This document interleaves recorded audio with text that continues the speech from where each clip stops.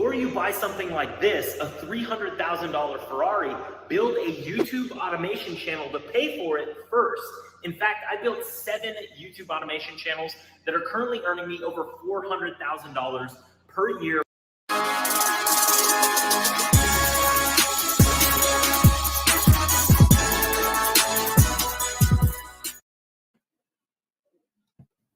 Yo, what's up, LA Live Gang? This is your boy AC, and today's the day.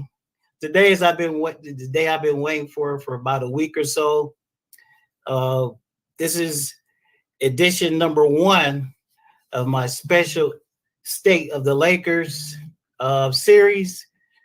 As I mentioned to you guys before, we're going to have several Laker podcasters coming onto the stream to talk all things Lakers. We're going to try to do this before camp starts. And I am very happy, pleased, thankful to have my man, the As It Stands Lakers podcast, to be the first to kick off this series. What's up, my brother? How you doing? I'm wonderful. It's an honor. I didn't know it was the first. Well, thank you. I appreciate it. It's always you're not first, you're last, Ricky Bobby, right? Right. Yeah, brother. I say, hey, man, I got to kick it off. I got to kick it off with a banger. Man, you've been going real hard with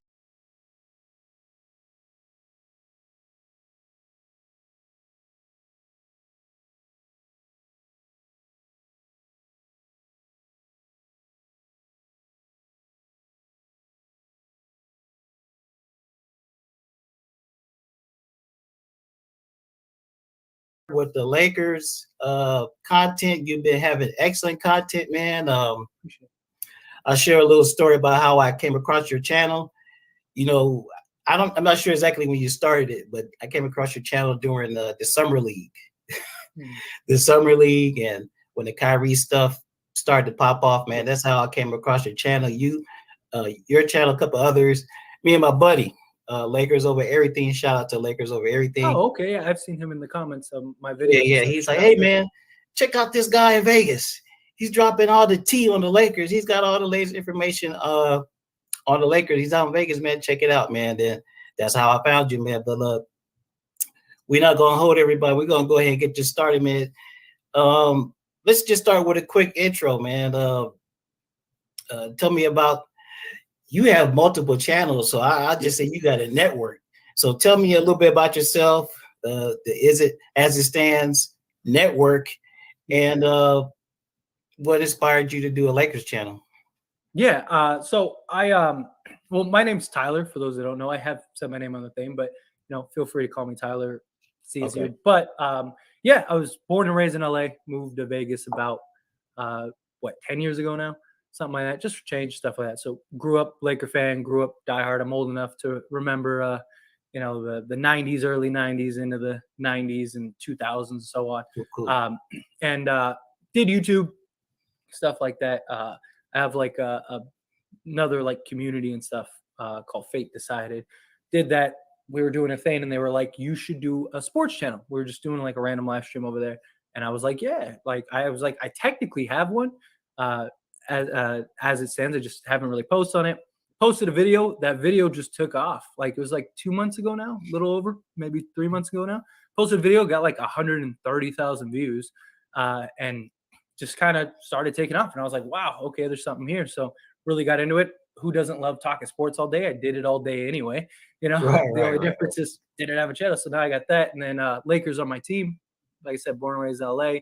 Talked a lot of Lakers talk. And I was like, it just made sense to transition to an independent Lakers channel just so I could focus on that. And then I have the As It Stands to talk about everything. Football, you got football season coming up, big football fan, stuff like that. So it was just an easy transition to go from that to the Lakers channel, juggle both. And yeah, here we are. And yeah. Cool. You know what? It's the crazy thing about this YouTube thing, man, is like the hardest thing to do is just to get started. Yeah. And then once you get started, once you start making videos, some people are just natural, bro. Some people are just natural.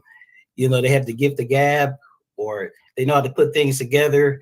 And I think that's kind of what happened with you, bro, because that's not an easy thing just to drop 1 or 2 videos and just have something hit right off the bat, man. So, you know, that just shows, man, you got talent, bro. You got talent. It was a blessing. It absolutely was a blessing. You know, it's always something, and something I've always said to people, you know, just start. You never know.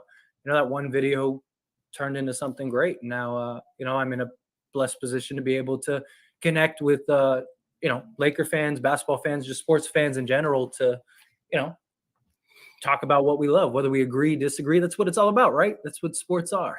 You know, Cool. like, yeah. So. Cool, man. So I got to ask you the question. You say, I didn't know you were from LA. So you say you're from LA. Are you a Lakers fan, or please don't tell me that you're a Clippers fan, bro? Please don't tell me you're a Clippers fan. Absolutely not. Absolutely not. No, I was born and raised. I mean, Kobe was my, you know, Kobe was my Jordan. You know, I grew up in that time, grew up in that era. I actually, when I was younger, got to him and Lisa Leslie. I don't think I've ever told this story, but him and Lisa Leslie, I got to when I was little. They were doing a practice session. We were on some like field trip, and got to like get on the court, shoot with Kobe and Lisa Leslie and stuff. When like I said, I was like maybe 6 or 7, something like that. So that was really cool. But yeah, I just grew up in LA. I even have an aunt. I always told her, like, she has a basketball of the 2004 Lakers, all signed with Karl Malone, Gary Payton, you know, Shaq, Kobe, like it's the whole team. Like I was like, I always want that. But no, diehard Laker fan, born and raised, bleed purple and gold. Absolutely. Cool. We got a super chat already. Shout out to Lakers over everything. He says, salute brother AC and salute to your guests. Huge fan of As It Stands. Very excited for this edition of As It Stands. State of the Lakers. Let's go. Thanks. That's my main man. Lakers over everything. I actually went out to Vegas with him to the summer league, you know, to check out the summer league or whatever, man. And you know, after hearing your content, I'm like, bro, we gotta go to Vegas to see what's up with this Kyrie thing, man. We gotta see what's going on with this, man. So cool. Look, SM wants to know what Kobe jersey you got on there. Classic 8 Kobe. Classic 8 Kobe. Can't go wrong with that. Yeah, can't go wrong with that, man. So let's jump right into this content, man. We got a few topics we want to cover. Before I forget, I put up in the community tab, guys. At the end of the podcast, we're going to have a giveaway. We're going to have a cash giveaway of $50. So it's going to be based off of a trivia question, of course. So the first person who contacts me at LA Sport, I'll put the email up there, or I'll say it again later, whatever. LASportsLive@gmail.com. You guys make sure you remember that, LASportsLive@gmail.com. We'll have a trivia question. First person to contact me wins the $50. But of course, you got to stay to the end because you don't know what the question is. Yeah. So cool. So let's get to it. So yeah, man. I grew up in LA, actually in Inglewood, not too far from the farm, bro. So there's no way I'm going to be anything but a Lakers fan, Dodgers fan, USC football, strictly everything in LA, man. That's just what it is over here, man. And I'm a proud Lakers fan. I would say my 2 favorite Lakers are Magic and Shaq. You know, I kind of grew up with Kobe too, but I actually go back all the way to the 80s. But like you, I saw Kobe's whole career, so I kind of feel like I grew up with him. But I started as a kid watching in the 80s, and so back then my favorite Laker was Magic. And then when Shaq came in, you know, you can't beat Shaq these, bro. He's just, you know, we've had a bunch of great players. We have a bunch of great talents, but we've had a handful of great charismatic guys. And that's what I liked about Magic and Shaq. They always had, you know, always something going on, having fun, all that kind of stuff. So that's why Shaq and Magic, my 2 favorite Lakers. Okay, let's jump into it, bro. So Lakers coming off one of the most forgettable seasons in history. I think Trevor Lane said that he thinks this is the worst Lakers season in history. I don't know if it was that bad, but it was pretty bad. It was probably the worst one in recent years. The Lakers Had a bad, very, very bad season, man. They were embarrassed on national network TV many a times by many different teams, and we owe those teams some payback. So going into the offseason, you know, there was a lot of uncertainty amongst Laker fans, amongst Laker Nation, as far as what direction the team was going to go in. Give me your thoughts on that, and also, man, give me your thoughts on the front office and management and ownership as far as their direction. You know, what direction they decide to take the team in. Just give me your thoughts on all that kind of stuff. Yeah. I mean, I don't know.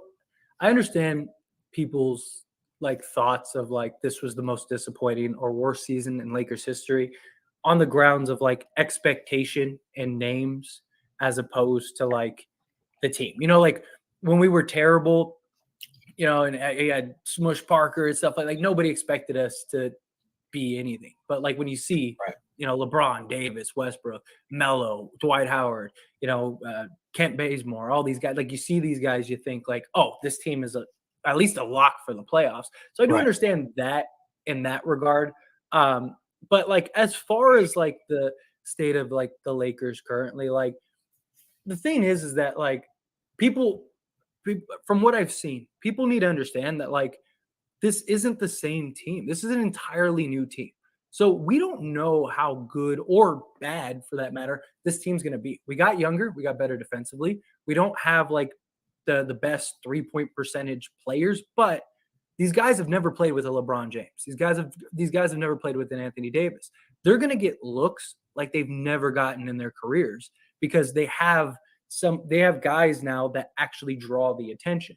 You know, like as like a Walker, you know, he was basically the second guy on the Spurs. It's a big difference when you're going from being number 2 to number like 5. You're going to get a lot more looks. So that's something we need to keep in mind. You know, you got Darvin Ham. He's going to be implementing new offense schemes, new defensive schemes. He's going to be, you know, getting these guys in position. We're running the 4-out, 1-in offense. That's going to be huge. You know, Frank Vogel, however you feel about Frank Vogel, whether he was great or good, he was a disaster last year. It showed how bad we needed Jason Kidd. You know, Jason Kidd was the player coach. He was the guy that people respected. He was the guy that had the systems in place. And it showed. It showed when Frank Vogel or when Kidd left and we got Frank Vogel. The matchup. I mean, how many times do we see Westbrook, LeBron, and Rondo in the court for extended periods of time? That shouldn't even be a thought. Or THT, LeBron, and Westbrook. Like it shouldn't have been a thought. You know, and just the fact that like he went away from like things that worked. Like the first 2 games, I believe off the top of my head, it was something like the pick and roll with Westbrook and LeBron or Westbrook and Davis had like an 89% score rate. They scored, they ran it, I believe it was like 9 times, and they scored in like 7 or 8 of those 9 possessions. And then they just didn't do it for 4 months, you know, and then just it was a mess across the board. But Darvin Ham's the guy that, you know, players want to run through a wall for.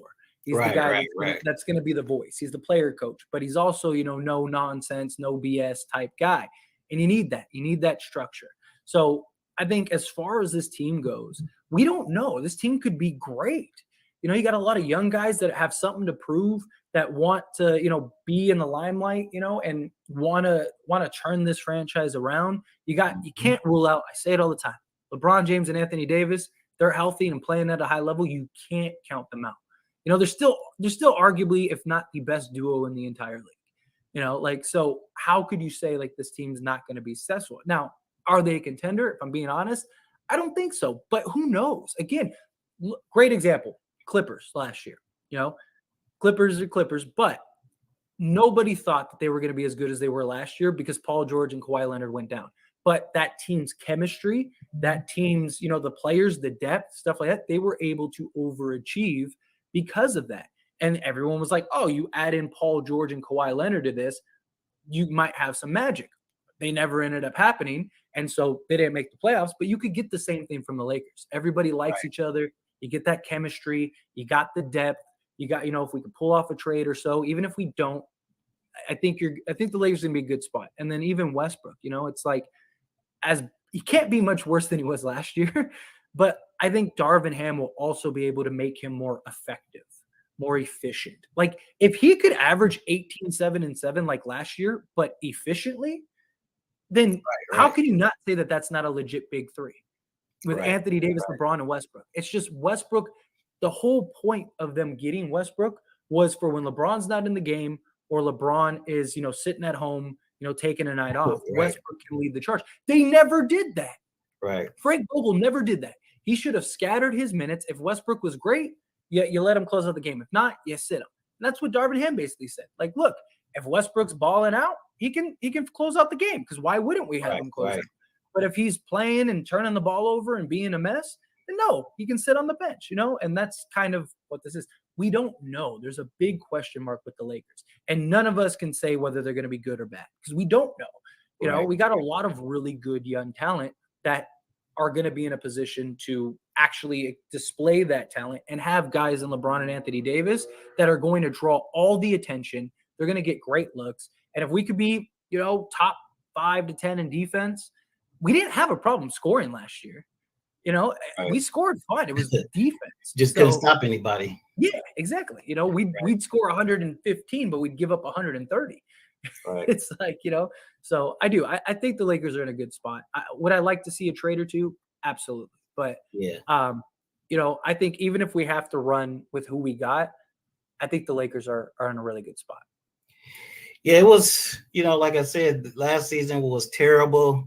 I did a video, man, and it was a special message to Jeannie Buss. I was like, because, the Lakers, everybody likes to talk about the Lakers, bro. I mean, ESPN, if you didn't know any better, you would think the Lakers were the official team for ESPN, because that's all they want to do is talk about the Lakers, bro. I'm like, bro, there's like 29 other teams to talk about. But I think coming into this offseason, I think Jeannie just sat down with the brain trust, of the Lakers, Palika, and all the other, her little round table, whatever. Yeah. And just kind of sat down and really thought about how they want to approach this. I believe it was back in May when the season was over.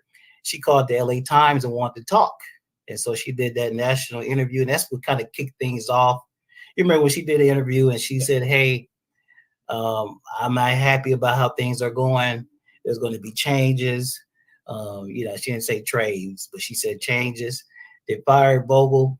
The thing about Vogel is, I think what happened with Vogel is he got exposed as being basically a one-dimensional coach, which is defense.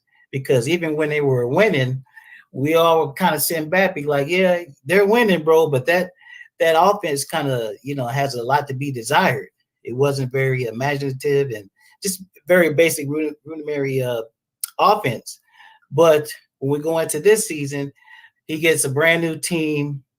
It's primarily veterans on the team. He lost KCP. He lost Alex Caruso. Those are guys that made him look good because of their defense out on the wing.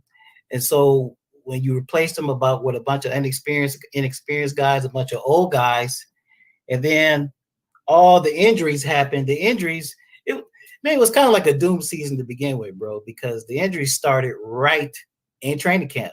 It started right in training camp, right in preseason. We had THT go down. THT had to have surgery.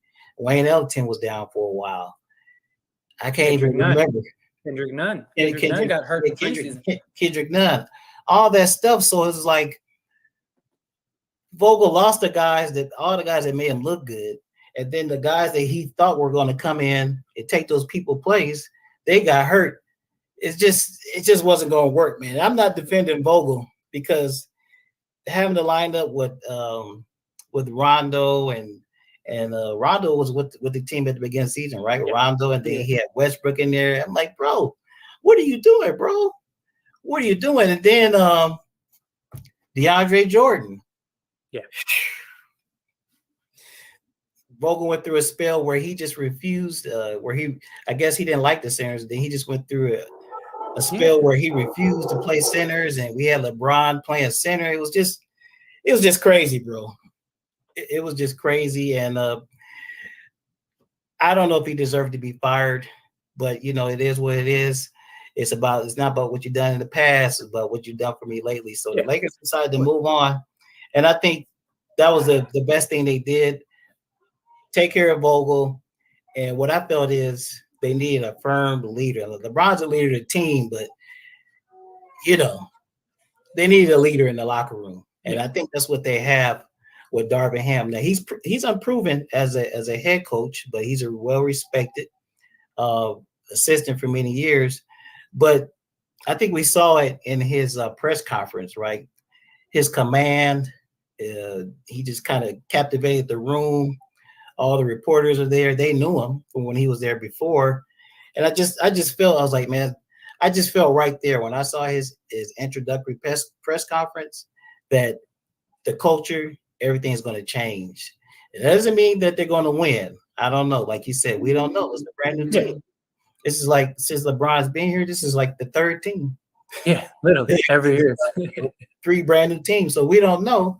But I think even if we don't do any trades right now, this team is going to be better than last year, because I just think that at least they'll have an identity. And I think what they're going to try to do is establish themselves as a defensive team, kind of like what they had in 2020. So, but like you said, the bottom line is nobody can predict this stuff. We don't really know what's going to happen.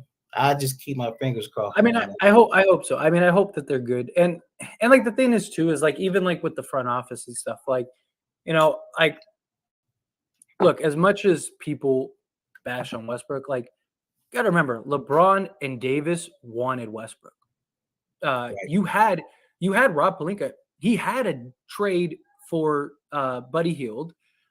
DeMar DeRozan himself said, I thought I was going to the Lakers. Like, Pelinka was trying to work it out. But when your 2 best players, superstars, come to you, especially when LeBron could walk if you don't do what he wants, there's not a GM in the league that would have told Anthony Davis and LeBron James no in that situation. I know people like to say, like, right. Oh, well, I would have done. No, you wouldn't have.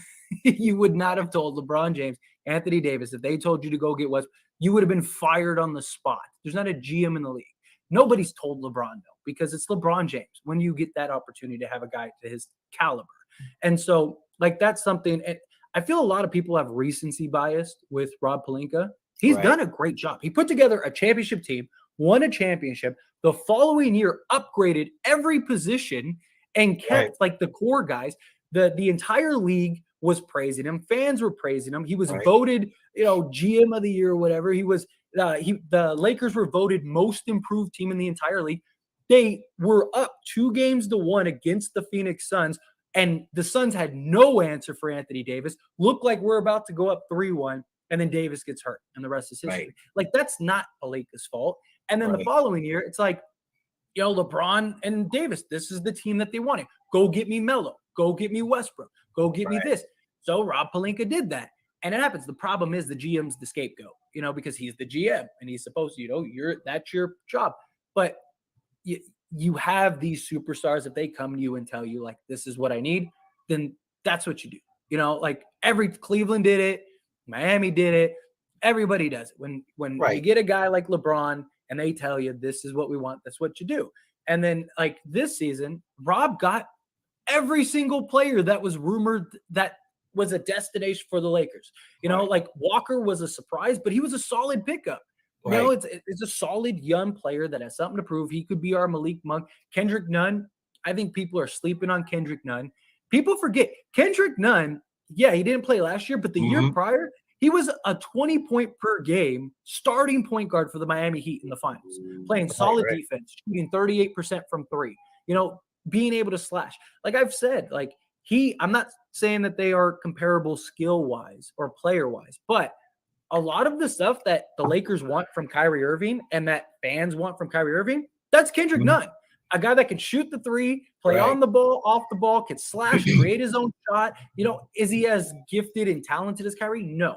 But he definitely could be our Kyrie light. If you remove Westbrook from the equation, Kendrick Nunn is our 3rd best player on this roster currently, unless somebody just comes out of the woodworks. So I do. Like, people need to look at everything, the whole scope of things, but yeah.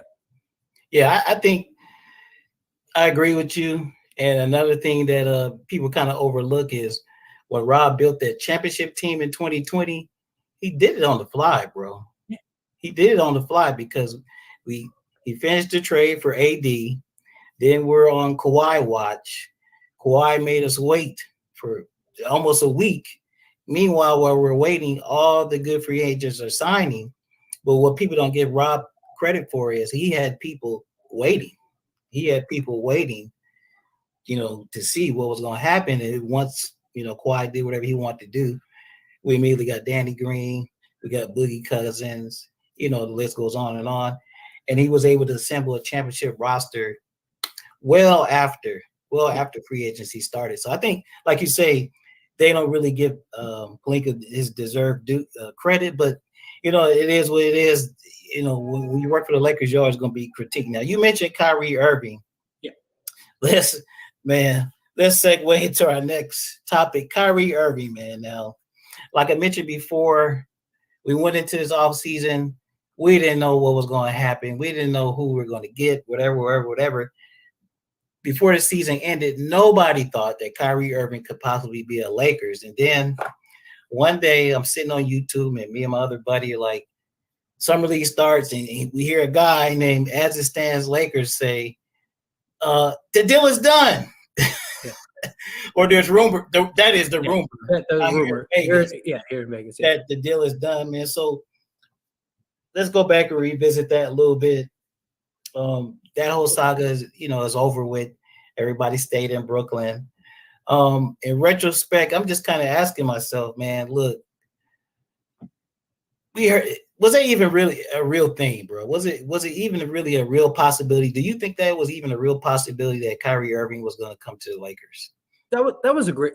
I mean, that's a great question because yes, I do, because I do think it was part of a leverage play, right? Because Kyrie wanted the money, he wanted the max, and it's like, okay, if you give me the max, I'll just go to the Lakers, And then you heard the talks of like, oh, Kyrie, well, he might go for the mid-level, the taxpayer mid-level.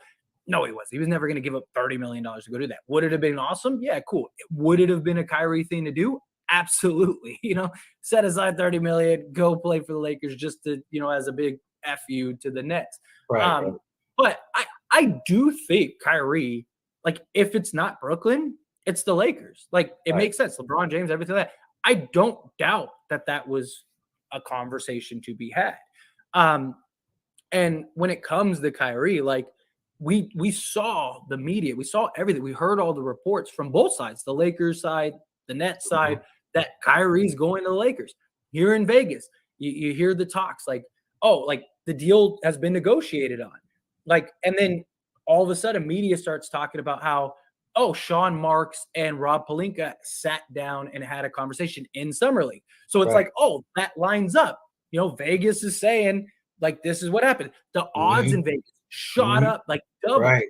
Vegas isn't wrong very often. We saw pictures of them together talking. Yes, exactly. Like everything. You saw the pictures, saw this. Like everything was like Kyrie's going to the Lakers. That, they basically had a spit and a handshake deal, but they wanted to wait for Kevin Durant.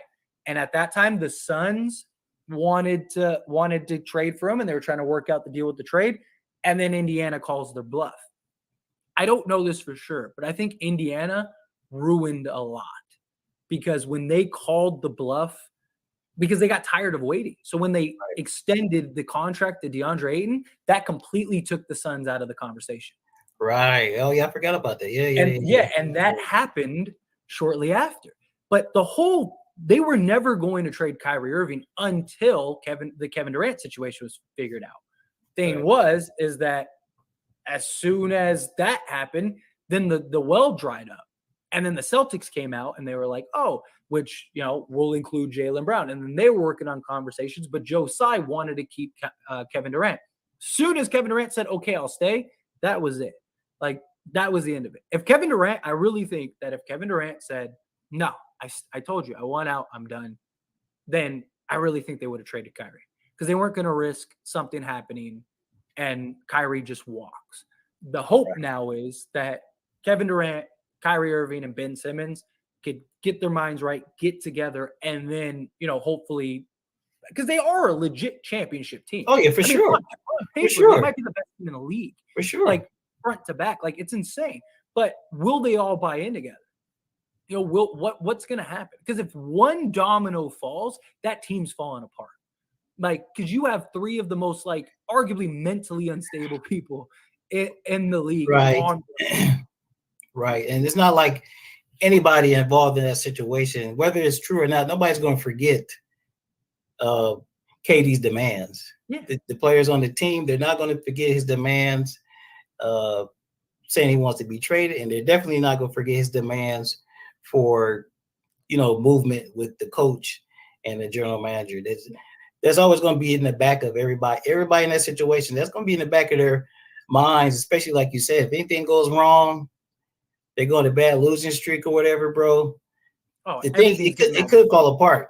Yeah, everything this season is going to get magnified tenfold.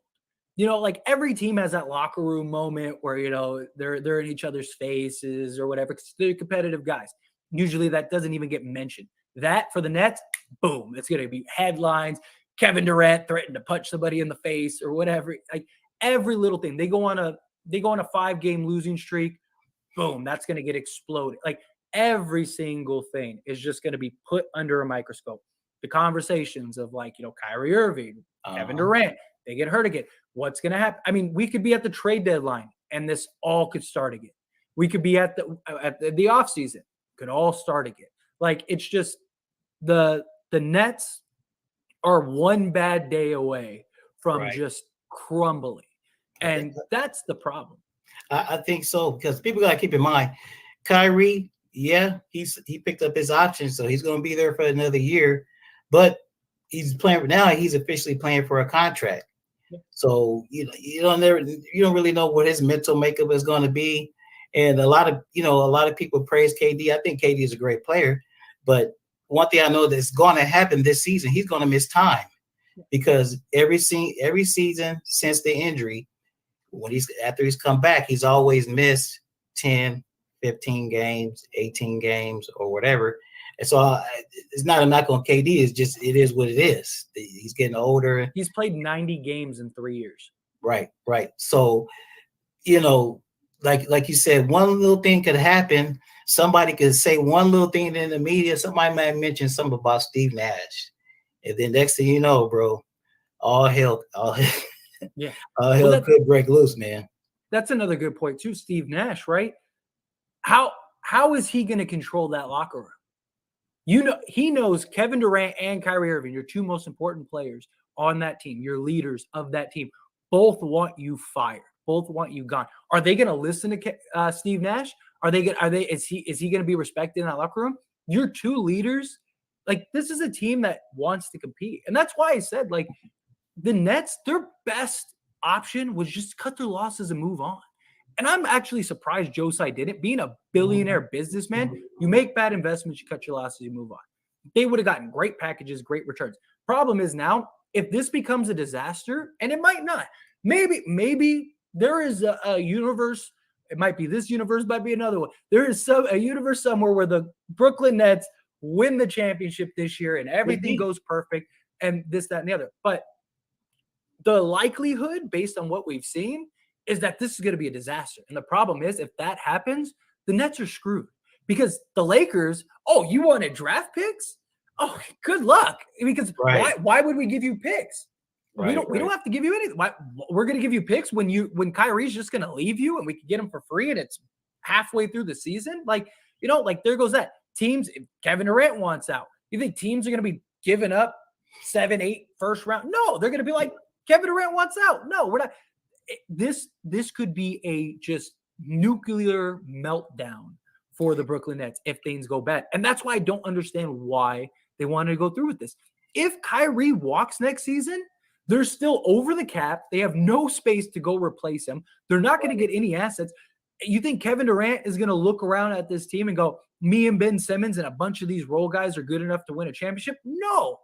Like if Kyrie, you might as well have gotten – the Lakers would have given you both of their first-round picks. They would have given you whatever you wanted. Take your pick. Here you go.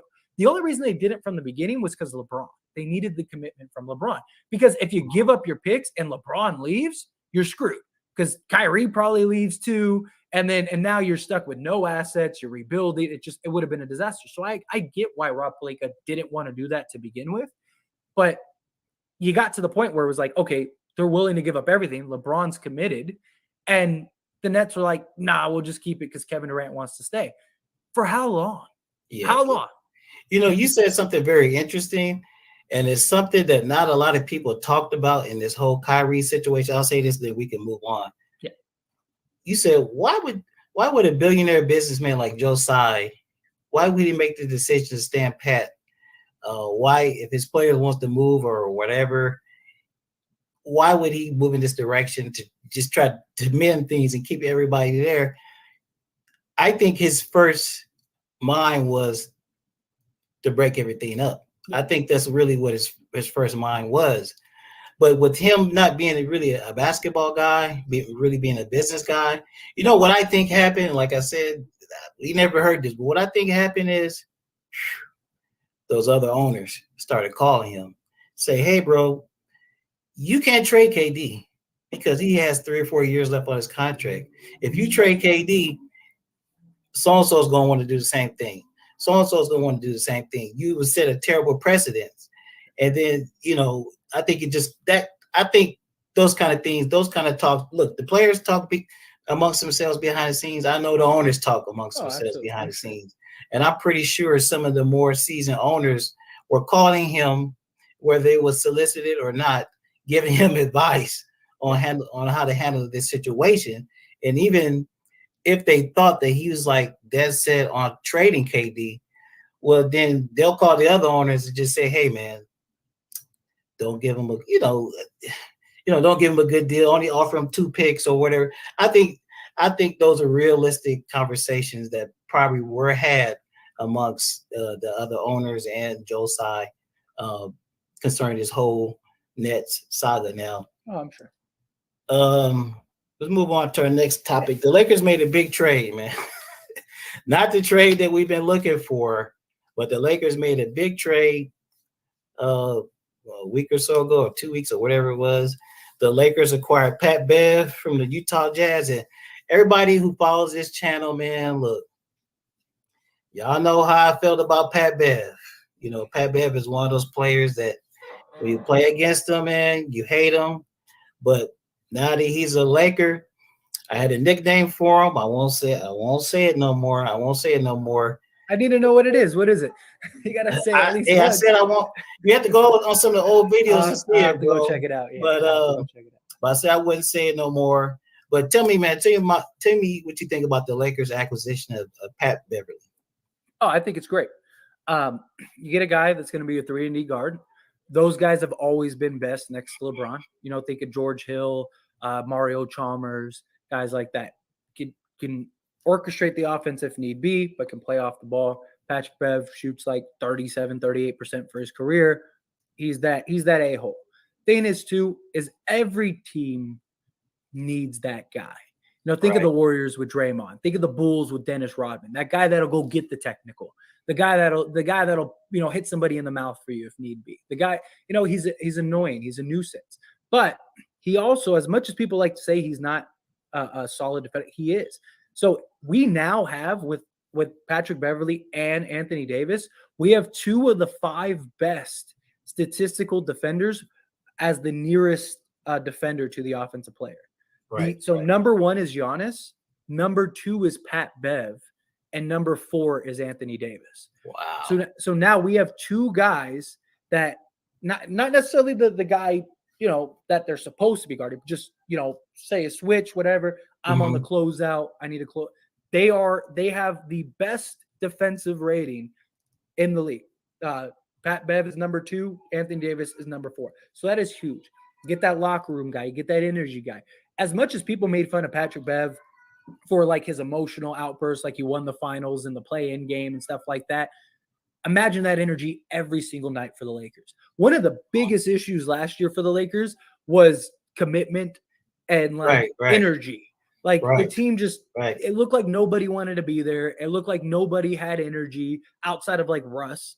Russ was the only guy that played every game. The only game he didn't play were the ones the Lakers didn't let him play. Right, You know, right. and he still gave you 100%. Everyone else, like, it just seemed like nobody wanted to be. Even LeBron, like, as great as LeBron is, he shot more threes last year than he has, and I believe in his entire career or outside of like 1 year. Like, he just Right. became a jump shooter instead of trying to get to the hoop and do LeBron things. He didn't have the impact that he's had in previous years of just taking control of the game, dictating it was just a mess as a whole.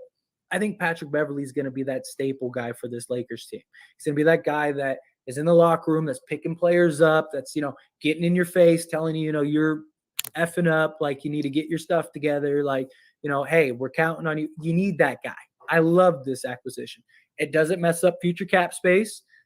He's a vet Right. in the locker room. I know people want young guys and all that stuff, but you need vets. Tell me a team that has won an NBA championship with nothing but guys under 30. Hasn't happened.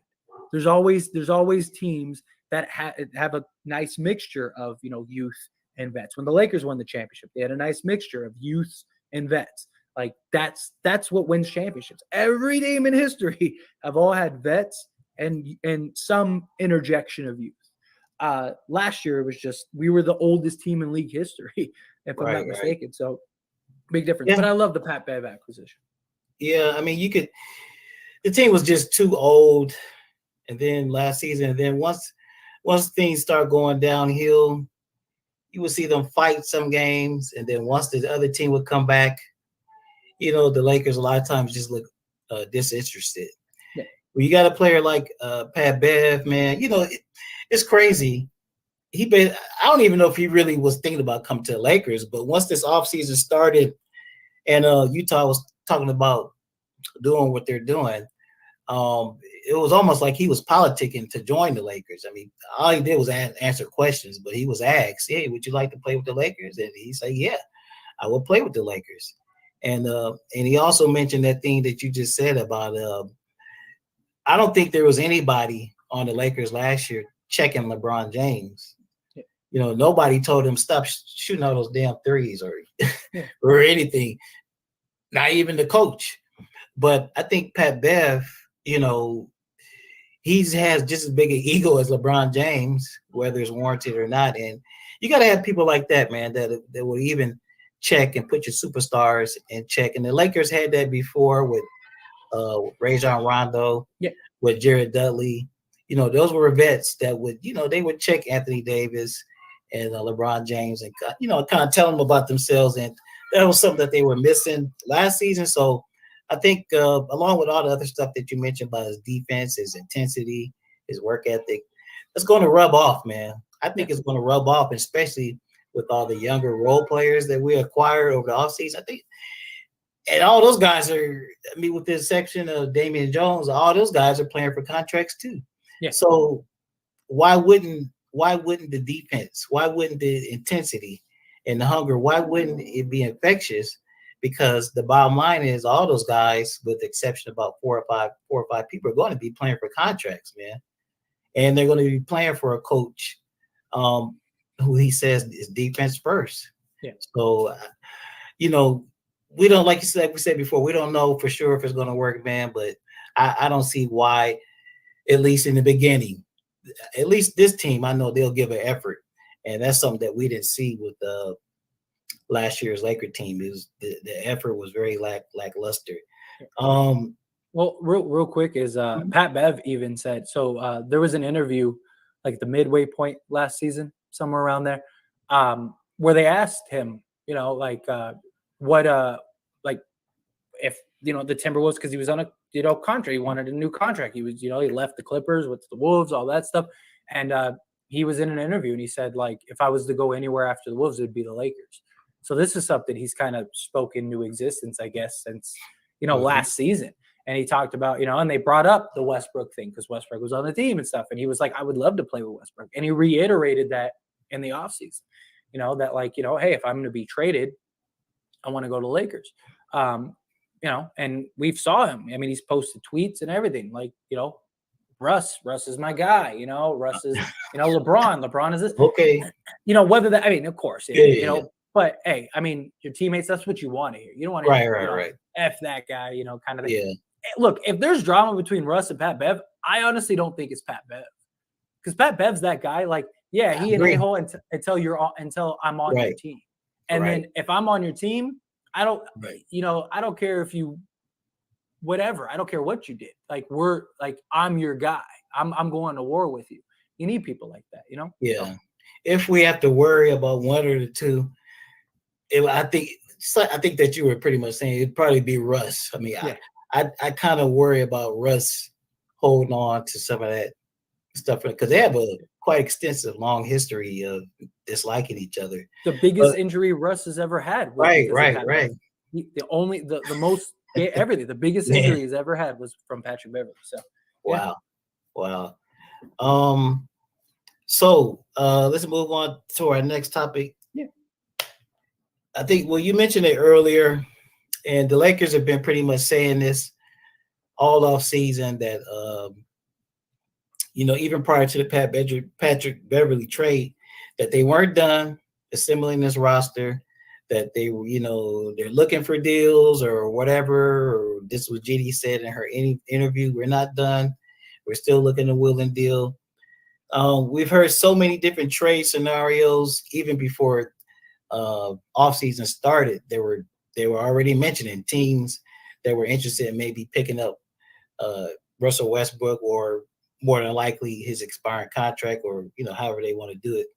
So let's talk about the two trades, or the two possible teams that we've probably heard the most trade rumors concerning, and that's let's talk about the Pacers first, bro, because a lot of people have been yelling and want to know what happened. Rob, we keep hearing about this Indiana Pacer trade, Buddy Hield, Miles Turner, for Russ and some picks. Let's get it done. Why isn't he doing it? And then we finally get the report, was about a week ago, of what the actual demands were from the Indiana Pacers. And now everybody's kind of understanding why Lakers Pacers trade hasn't happened yet. Tell me, give me your thoughts on that. Yeah. So the deal, what the Pacers wanted, which technically can't even happen, is they wanted both first round picks. They wanted THT, and they wanted the Lakers to take on Daniel Tice. Daniel Tice is on a 3-year deal. I think it's like 11 million a year, something like 12 million a year, something like that, off the top of my head. But anyway, 3 years, as well as Buddy Hield, as well as Miles Turner. And problem is, Lakers traded THT for Patrick Beverley, so you can't do that. Mm-hmm. So now it's like, what do they want? They're gonna want 3 firsts, or 3 seconds on top of the first. Like the ask is too high. If they would be willing to drop down their price, I think a deal could get done. And maybe now that the Jazz, and we're hearing the Knicks and the Spurs and all these teams are, interested in potentially trading. And there's even the reports that, some league execs said that the Lakers picks are the highest sought after asset right now, this, that, and the other. Right. That, maybe that will be enough for the Pacers to go, okay, let's drop our price. Because one, who's banging on the door for Miles Turner and Buddy Hield? And it's not that they're not great players. It's just that Miles Turner, one, wants $20 million plus a year. And as great as he is, injury history, he's only averaged 12 and 7, but he's, led the league in shot blocks, stuff like that. Buddy Hield, as great as people love Buddy Hield, I'm not as high on Buddy Hield. And look, I've loved Buddy Hield since he played in Oklahoma, but he is the player that he is. He's a guy that is very one-dimensional. I'll get you a bunch of threes, but that's it. Right. Like, he's a great 3-point shooter. Give me the guy that shoots, 35% and can stop somebody. He'll to shoot, 38%. That's fine. He'll probably get you 15 points, but if he's giving up 20, then who cares? Like you're a net negative now. All you're doing is hurting the team. So I just, unless the Pacers asking price drops, it makes no sense. I think it was kind of disrespectful. A lot of teams kind of view the Lakers as desperate. And, and I'm sure the Pacers will say, hey, man, it's a negotiation. We'll start here and then maybe we'll end here. But I don't see how they can justify 2 first-round picks Russ and THD, forget the bad contract. Yeah. That's a total FU by the Pacers to the Lakers. Make the Lakers want to take that back. But I don't see how they figured they could get 2 first-round picks for that. It's not like Russ was trash, you know. Yeah. Like Russ did not have a successful, I guess you could say that, season with the Lakers, but he still had decent stats. He still damn near played every game, and he just proved the year prior that if he has a decent team around him, you know, and even though he was in the Eastern Conference, he was able to lead that team to the playoffs. Yeah. So it's not like you're trading for trash. It's still the former MVP Russell Westbrook. So, you know, my point is, I just think that whole proposal by the Pacers, if it's true, you know, that it was just totally disrespectful. And, you know, hopefully they'll come to their senses and, you know, kind of come down on those demands. Because actually, that is kind of the trade I would prefer, you know, before we talk about the Jazz. I would kind of prefer the Pacers trade. And I'm kind of simply because I'm intrigued with this idea of Miles Turner, Anthony Davis. And with head coach Darvin Ham already saying that he's going to have a defense first mindset, I'm just like, I don't know, man. I don't know if it's some kind of fantasy or wishful thinking, but I'm just thinking that if we could put Anthony Davis next to Miles Turner, man, that, hey, number one defense again. You know, you'd have the best defensive front court in the league. For sure. So, and see, that's the thing, you know, even, you know, we talk about the other teams or whatever, but, you know, Miles Turner, he's a role player, okay, whatever, but he's if he's not the best, he's one of the top 2 or 3 at what he does and what he does best. Yeah. And protecting the rim and shot blocking. And I just think him matched up with AD, man.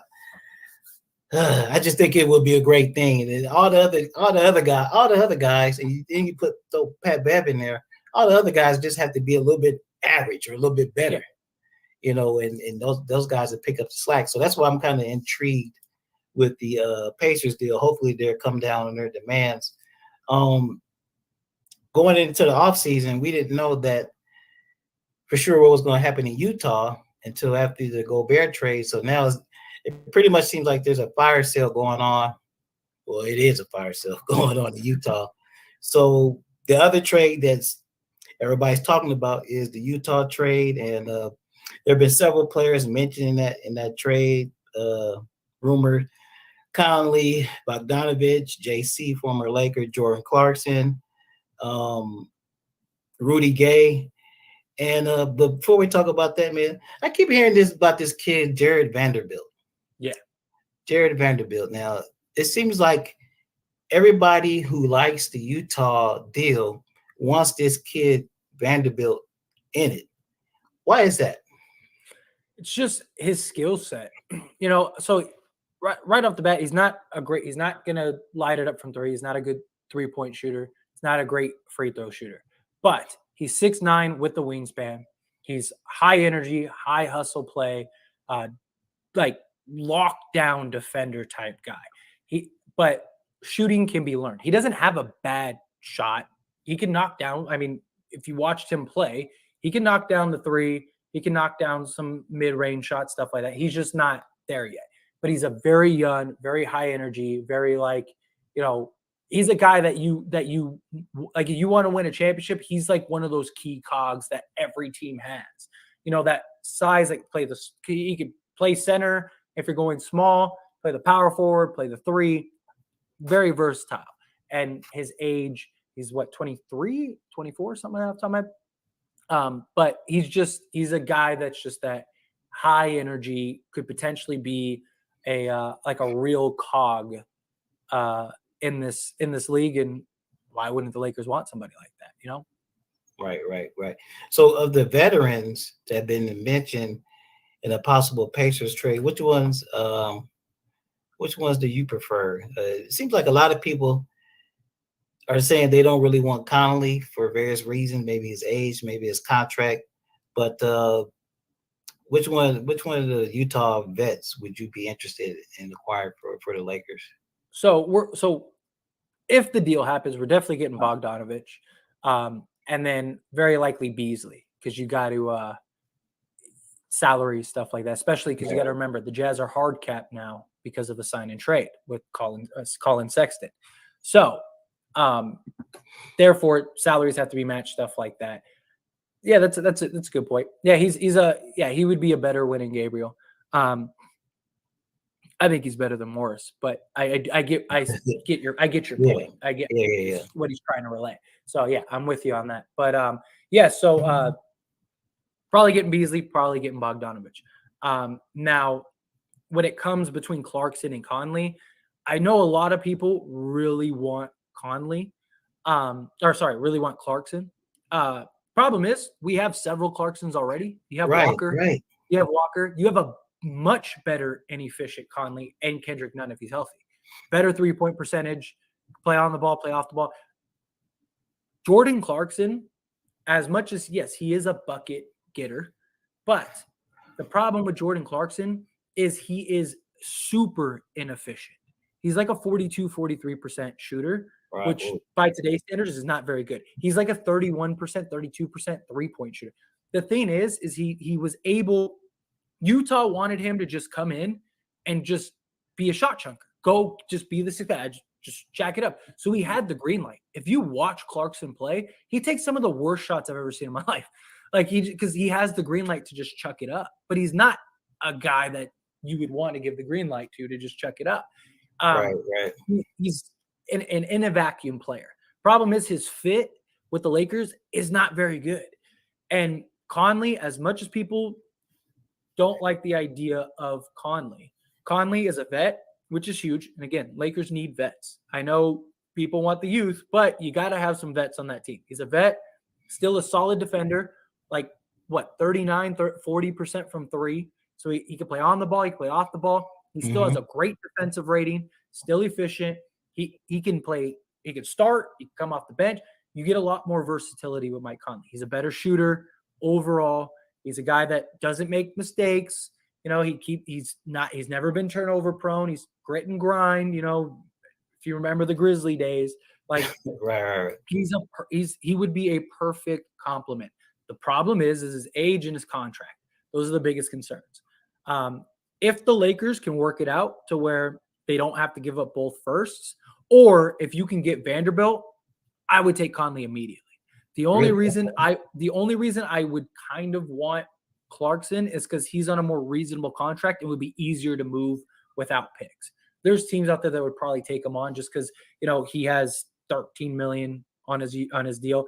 If he balls out, he's probably going to opt out to try to go get a bigger contract. If he doesn't, then he'll probably stay, and the team will probably take a flyer on him. Those mid-tier salaries are what's valuable. Right. You know, those 13 to 18 million salaries, those are the ones that teams like because, you know, I can unload a player. I can do this. I can do that. Yeah. Frees up cap space. So if we don't have to give up a pick, then I would love to take Conley because at that point you're doing the Jazz a huge favor. You're moving off of his contract for 2 years. And the reason if we can keep a pick is because if we need to move off of Conley, then we have that pick because a team would take Conley at that point to get that first because now you only have 1 more year on his deal. So you're good. So it just depends on the situation. But if we could get Vanderbilt or we could keep a pick, I would take Conley. And I think Conley would be a much better fit than Clarkson. So yeah. Right. Vanderbilt, is he still like on his rookie deal? Yeah, he's not making a ton. Okay. Cool. I think he's only making like $3 million this year, something like that. Cool. I could find out exactly for you. Yeah. And we keep hearing, I keep hearing the date September 6th. A lot of people seem to think something's going to happen on September 6th. But I'm not exactly sure why. Yes. So what that is, so real quick, he's making 4.6 million this year. Okay. So he's making, so basically that. And he's 23 years old. So wow. So I said 23. I said 23, 24. So the reason a Jazz deal, stuff like that, hasn't happened. And I even made a video about it, diving into the 6th. I even have a video coming out later, kind of reiterating and diving more into that. But to relate that here is, so when players get traded. That's why Patrick Beverly got traded separately. You see comments all the time where people are like, well, if they were going to do the Jazz deal, they would have done it with Patrick Beverly. You can't. Because because you got to remember, Vanderbilt, Beasley, and Patrick Beverly were all part of the Timberwolves trade. So they cannot be aggregated in a trade to fill in salaries. So, for example, to simplify it, is like the Westbrook has a $47 million contract, right? Now, you would either have to match salaries or do a trade through just cap. But if you want to trade let's say Bogdanovich and Conley, they can't meet the salary. Well, by rules, you can't. They wouldn't be able to include Beasley or Vanderbilt in a trade. Same thing with Patrick Beverly. So the reason Patrick Beverly was traded separately is because he's not a salary filler. He was just a straight up trade. Here, we do this, we match salaries, we get Beverly. Now, the reason the 6th is the date is because you have to wait 2 months from the date of the first trade in order for those players to be traded. So that trade happened, was it July 6th? So July, August, September. September 6th would be the first official day that Vanderbilt and Beasley can be traded. It's probably the simplest way to explain it. And I'm glad you cleared that for me. I wasn't quite sure. And now that you say that, unless something drastically changes with the Pacers and their demands, I would venture to say now more than likely the Lakers are probably moving in the direction of Utah, maybe another deal with Utah, because they traded THT already. So and we know the Pacers want him. So to me, that was kind of like a big FU to the Pacers. Like, look, we're going. I think it was like a sign, like, hey, look, we could we have deals, we have trades. Yeah. Well, and the thing is too is like a couple things people have to keep in mind. But besides the 6th, now here's the thing: the 6th isn't a deadline in the sense like a deal has to get done. Like it could still be a couple weeks. It's just the 6th is the first day that they can do it, that it can become official. Now, like while we're on this live stream, we could get an announcement that the Lakers have worked out a deal, but it can't become official till the 6th. So that's something to keep in mind. But also, got to remember that the Jazz deal only was a possibility if Donovan Mitchell got traded. Right. They weren't going to trade Bogdanovich and Beasley and Vanderbilt and Conley and all those guys, because if you don't trade Donovan Mitchell, you want to at least keep the best competitive team around him as possible. They don't need Patrick Beverly. So that's why they were willing to do that trade independently, because it didn't matter. It wasn't going to affect the team either way. But now that, the Cavs ended up getting Donovan Mitchell, that is huge, because now the Jazz are willing to have this fire sale, but they can't have the fire sale, especially with the Lakers. Now, if like yesterday or today, if like somebody got traded by the Jazz, then there's cause for concern. Right. But we haven't, the fact that no news is good news.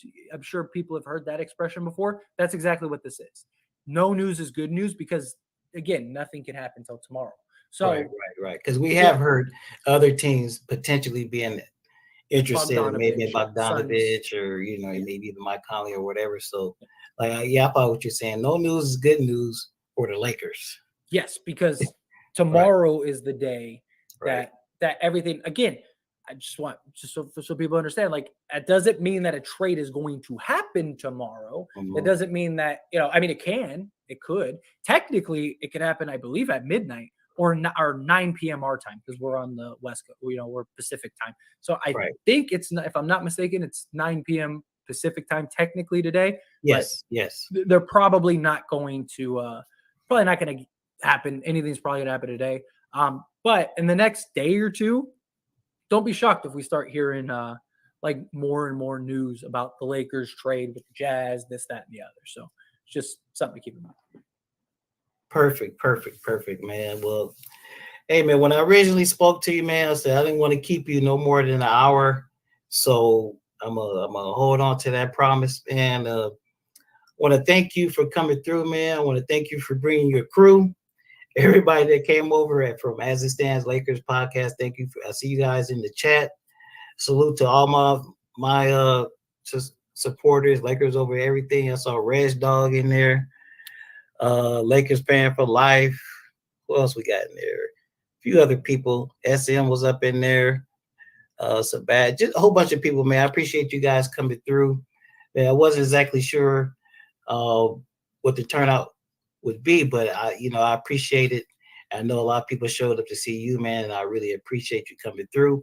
Thanks I'm going to have like I said, this is going to be an ongoing series, current state of the Lakers.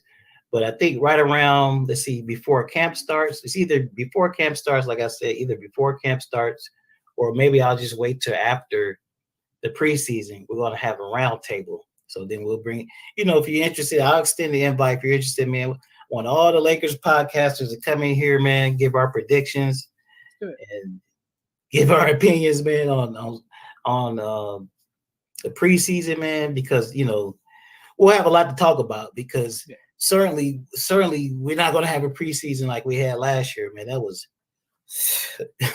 they win one game in preseason. That was kind of ridiculous, man. I was never seen anything like that, man. But once again, man, I appreciate you, bro. Thank you for coming through, man. Thumbs up, man. Did a great job. I really appreciate it. Salute to everybody coming through to the stream. If you guys now already subscribed, make sure you like, comment, share, subscribe. It really helps the channel out. I really appreciate it. And if you're not subscribed to As It Stands Lakers podcast, make sure you go subscribe to my main man, Tyler. Tyler, once again, I appreciate it. And like I always say when I end my videos, salute to everybody. And I will wrap with y'all later. You guys have a good rest of your Labor Day. Peace out. Be safe. I'm out of here.